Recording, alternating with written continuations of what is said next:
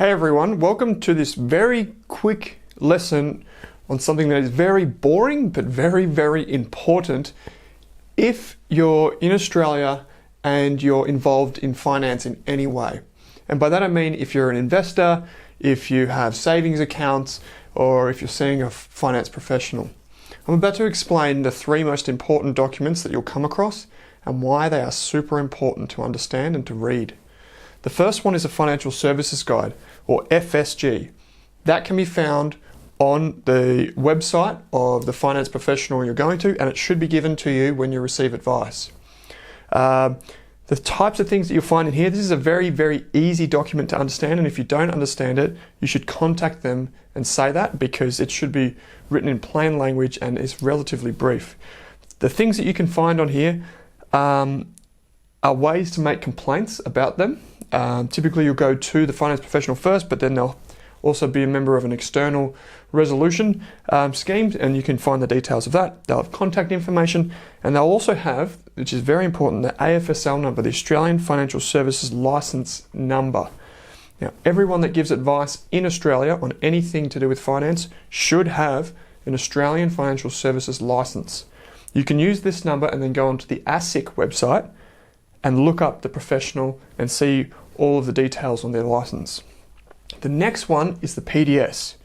This one is given to you, or you should be able to download it when you apply for a financial product. And by that I mean whenever you purchase something which your money might go into, so let's say you want to invest in a managed fund, you should get a PDS, or there should be a PDS for that. Or let's say you are paying for an insurance product, there should be a PDS. Or a superannuation fund, there should be a PDS. This document is a little bit longer than the FSG, but it tells you everything you need to know about that particular product.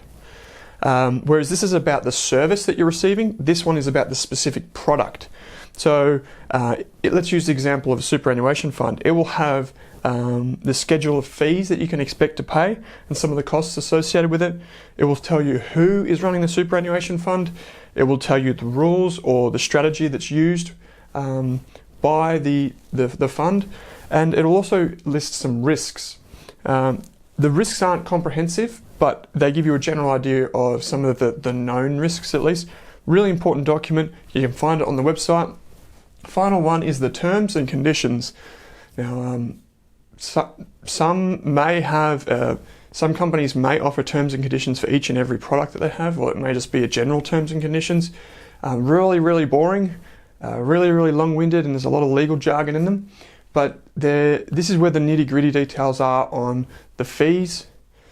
Sometimes they'll have things on your rights or your rights under the contract or the thing that you're entering into, and as well as specific details on any of the points that might not be captured in the marketing. They'll have asterisks or what have you, the terms and conditions.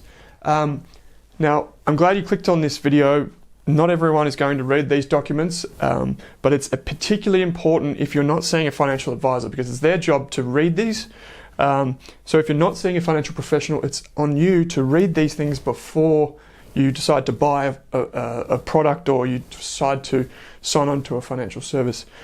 Read these documents. If you do it once, you shouldn't have to do it very often, and it could save you a lot of money, or it could make you money. So definitely read it. Thanks for watching this video. For more enjoyable videos, head to the Rask Finance website.